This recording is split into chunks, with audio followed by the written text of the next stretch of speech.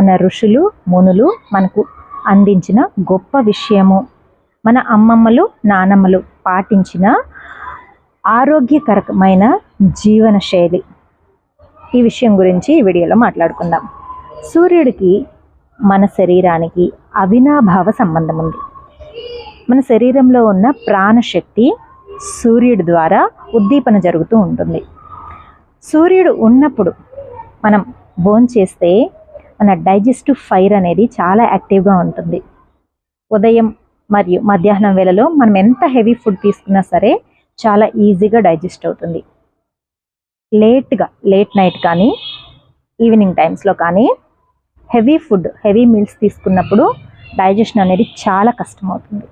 అందుకే మార్నింగ్ మరియు ఆఫ్టర్నూన్ మాత్రమే హెవీ ఫుడ్ తీసుకోవాలి. సూర్యుడు అస్తమించిన తర్వాత పొట్టకి రెస్ట్ ఇవ్వాలి.